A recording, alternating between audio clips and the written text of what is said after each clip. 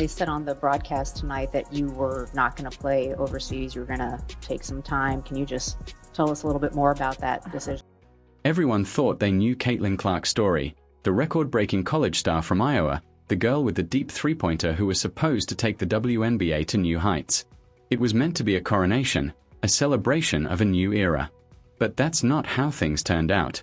The story everyone heard was a carefully crafted illusion. The reality of her rookie season is far darker, more complex, and more surprising than anyone could have imagined. Behind the fairy tale lies a deeper, more troubling truth, one that has been unfolding since her professional debut and is only now starting to come to light. I don't know what I'm going to do tomorrow. I don't know what I'm going to do the next day. So maybe play some golf. I think that's what I'm going to do until it gets too cold in Indiana. So I got that. I'll become a professional golfer. Not too much, babe. Yeah. Just wait, keep it back. She entered the league carrying the weight of impossible expectations. TV networks saw her as a ratings goldmine. The league viewed her as its savior, and fans crowned her the undisputed queen of basketball. But inside the WNBA, some veteran players saw something very different, a threat. Her introduction to the professional stage wasn't a warm welcome. It was a baptism by fire.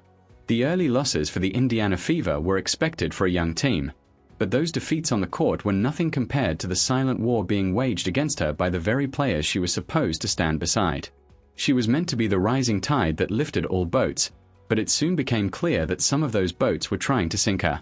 A Rookie of the Year set to compete in a Pro-Am golf event next month. The Indiana Fever superstar will appear at the Annika, which is the next to last tournament on the LPGA Tour from November 11th through the 17th. She will also play in the Pro-Am event on November 3rd. The hostility finally boiled over in a moment that went viral around the world.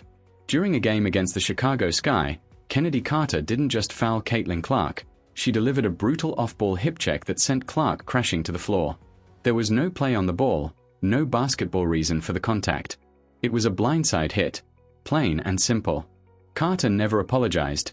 In fact, she was later caught on camera mouthing off about Clark, insulting her.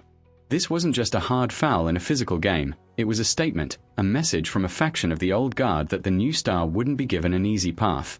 The cheap shot ignited a firestorm and raised a difficult question. Was this just basketball, or was it pure jealousy?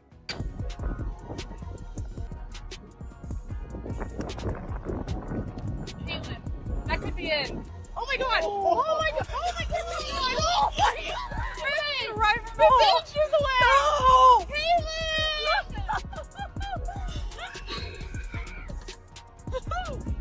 Oh, why'd you go after that? Are you being serious? Wow. Are we sure it didn't go in? Are we sure? This blatant aggression wasn't an isolated incident. It was part of a disturbing pattern that many now describe as the league's unspoken code of hazing. From her very first game, Clark was hounded, bumped, and physically tested in ways that went far beyond normal rookie treatment. Opponents set illegal screens meant to knock her down, and defenders kept shoving her even after the ball was gone. It became a relentless campaign of physical intimidation.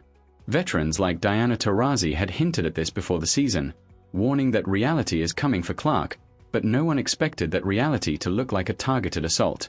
The league's referees appeared hesitant to protect their biggest draw, allowing countless hard fouls to go uncalled, a decision that only encouraged her opponents further. The message was clear, not just from the players but from the official silence. She was on her own. Is this it? Is this like a, we're good, we're gonna call it a birdie? I don't think so.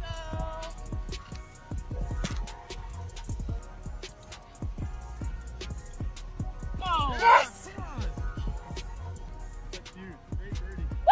As her star player was being treated like a human pinata on the court, Indiana Fever head coach Christy Sides found herself in an impossible position. Every post-game press conference was a minefield. She had to defend Clark and call for fair officiating without sounding like she was making excuses for losses. Behind the scenes, she pleaded with the league, sending clip after clip of the illegal hits her player endured, hoping someone would step in. But her public appeals for help seemed to fall on deaf ears. Internally, she was struggling to keep a young, frustrated team focused as a media storm swirled around them. The pressure on Sides was enormous, not just to win games, but to protect the league's most valuable player from being physically and mentally broken before her career had even truly begun. Golf! I never golf this early in the morning. I grew up in Des Moines and I played there a ton. And honestly, I try to get back there as much as I can to play with my family. My dad plays a lot, my older brother plays a lot. So, it's super. While coach sides fought a losing battle for fairness on the court, Caitlin Clark's name was being weaponized in a raging culture war. The Kennedy Carter incident became the spark that ignited it all. Media personalities and commentators, from Stephen A. Smith to Pat McAfee, used the clip to ignite heated debates about race, privilege, and respect in women's sports. Clark was unknowingly cast as the central figure in a drama she never asked to be part of. Analysts who had barely watched a WNBA game suddenly became loud voices in the conversation, often fueling more outrage while ignoring the complexity of the situation. The discourse turned toxic, overshadowing the sport itself and leaving a 22-year-old athlete trapped at the center of a national controversy she wanted no part of.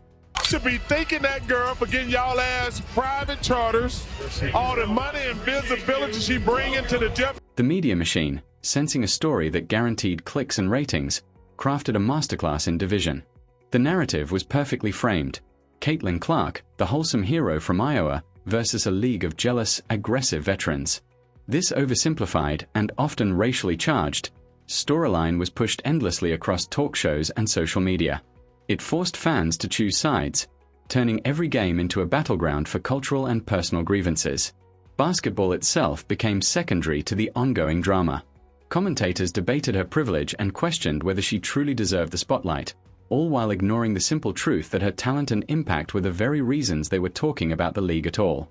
The media wasn't just reporting the story, it was shaping it into its most sensational and divisive form.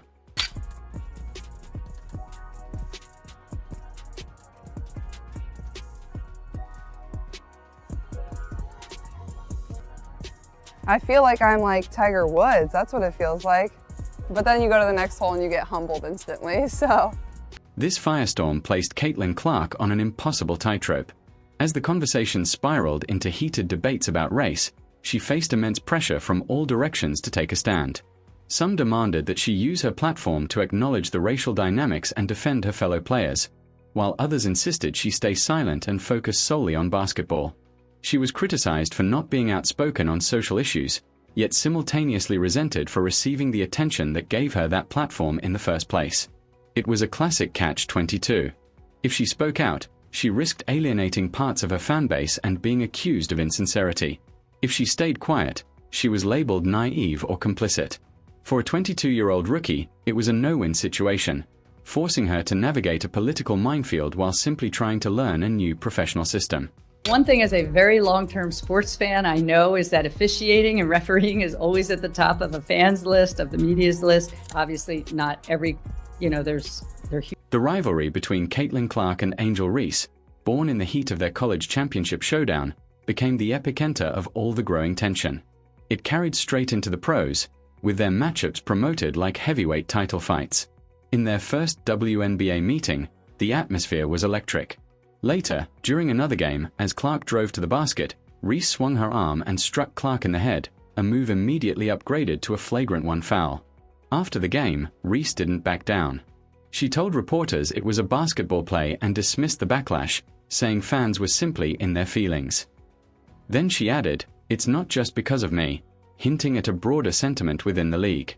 Her words poured fuel on the fire, making it clear that this rivalry wasn't just real, it was quickly becoming one of the most personal and polarizing battles in the WNBA.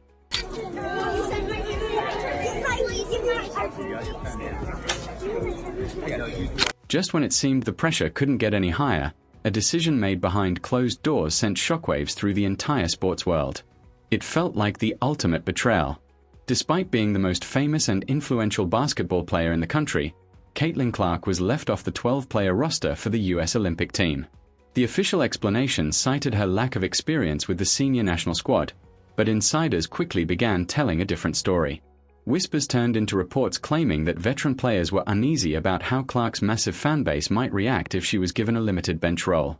Rumors spread that some players had even pushed to keep her out altogether, unwilling to deal with the Caitlin Clark circus. The result was stunning. The brightest star, the one who had brought millions of new fans to the sport, had been blackballed by the very establishment she was helping to elevate. The break. I haven't been out there yet this year, so I got new clubs that I need to break in and see how they swing. So hopefully get out there later this week. While the world was focused on the on-court drama, another mystery was quietly unfolding. As Caitlin Clark faced physical targeting and public scrutiny, the silence from her own teammates grew impossible to ignore. The Indiana Fever players remained noticeably quiet. No strong public defenses, no passionate words in support of their star. Was this the sign of a fractured locker room, resentful of the rookie who had instantly become the face of the franchise? Or were they simply overwhelmed, a young team trying to find its footing amid an unprecedented media storm? The lack of vocal support created a narrative vacuum that was quickly filled with speculation. It added another layer to Clark's isolation, not just as an outsider to the league, but perhaps within her own team as well. And just as debate raged over her Olympic snub, another controversy erupted online, one built entirely on misunderstanding. The internet exploded when Clark's rookie WNBA salary of just over $76,000 was revealed. Outrage followed, with many calling it proof of gender pay disparity. But that narrative missed the real story. While her league salary may seem modest, Caitlin Clark is quietly building a financial empire. She signed an 8-year, $28 million deal with Nike, which includes her own signature shoe, along with multi-million-dollar endorsements from Gatorade, State Farm, and Wilson. These deals have made her one of the highest-earning female athletes in the world. The outrage was misplaced. Clark was playing a much bigger game than most realized. The financial ripple effect of her arrival extends far beyond her own bank account. The Clark economy is real, and it's transforming the WNBA in ways that earlier generations of players could only dream of. For the first time in league history, full-time charter flights for all teams were approved, a move widely credited to the surge in attention and revenue Clark brought. Opposing teams are moving Fever games to larger NBA arenas just to handle the massive ticket demand. Viewership on some networks has risen by more than 200%, paving the way for larger media deals and higher salaries for every player in the league. This created the ultimate irony. Many of the same players who openly resent Clark are directly benefiting from the economic boom she sparked.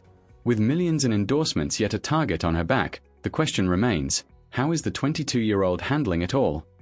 While the world shouts, Clark stays calm. In public, she remains composed, constantly redirecting drama-focused questions back to basketball.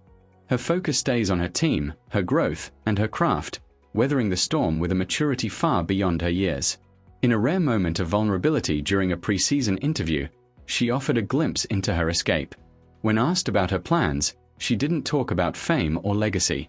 She simply said she wanted to play some golf before it got too cold in Indiana. It was a human moment, a reminder of the immense pressure she faces. A young woman trying to find peace in the middle of a hurricane. Her rookie season is no longer a fairytale coronation. It has become a trial by fire. She has endured on-court hostility, a media circus that turned her into a pawn, a bitter rivalry that cuts deep, and an Olympic dream deferred by the sports establishment. The story of Caitlin Clark is no longer just about breaking scoring records, it's about survival. Everyone is watching to see what she does next, not only with the ball in her hands but with the weight of an entire league on her shoulders. The question now isn't whether she can change the game, but whether the game will break her.